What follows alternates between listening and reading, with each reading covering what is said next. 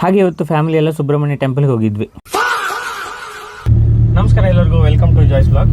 ಇವತ್ತು ನಾವೆಲ್ಲ ಸುಬ್ರಹ್ಮಣ್ಯ ಟೆಂಪಲ್ಗೆ ಹೊಟ್ಟಿದ್ದೀವಿ. ನಾನು, ತಮ್ಮ ಮತ್ತು ನಮ್ಮ ಹೋಮ್ ಮಿನಿಸ್ಟ್ರು ಬ್ಯಾಕಲ್ಲಿ ಇದ್ದಾರೆ. ಹಾಯ್ ಹೇಳ್ಬಿಡಿ.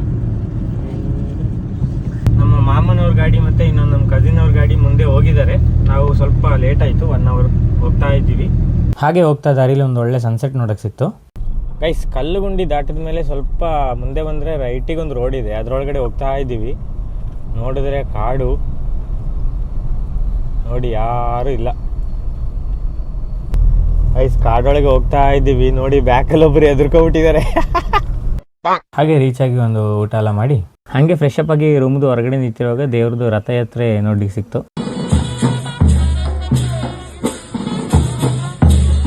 ಹಾಗೆ ಬೆಳಿಗ್ಗೆ ಬೇಗ ಎದ್ದು ಫ್ರೆಶ್ ಅಪ್ ಆಗಿ ರೆಡಿ ಆಗ್ತಾ ಇದ್ವಿ. ಎಲ್ಲರೂ ರೆಡಿಯಾಗಿ ಟೆಂಪಲ್ ಕಡೆ ಹೊರಟ್ವಿ. ಟೈಮು 4:30 ಆಗಿತ್ತು. ಟೆಂಪಲೇ ಓಪನ್ ಆಗಿಲ್ಲ, ಆಗಲೇ ಫುಲ್ಲು ರಶ್ ಇತ್ತು. ಹಾಗೆ ಒಳಗೆ ಹೋಗಿ ಪೂಜೆ ಎಲ್ಲ ಮುಗಿಸ್ಕೊಂಡು ಹಾಗೆ ತಿಂಡಿ ತಿನ್ನೋಕೆ ಅಂತ ಹೊರಟ್ವಿ. ನೋಡಿದ್ರೆ ಕ್ಯೂ ತುಂಬ ಇತ್ತು.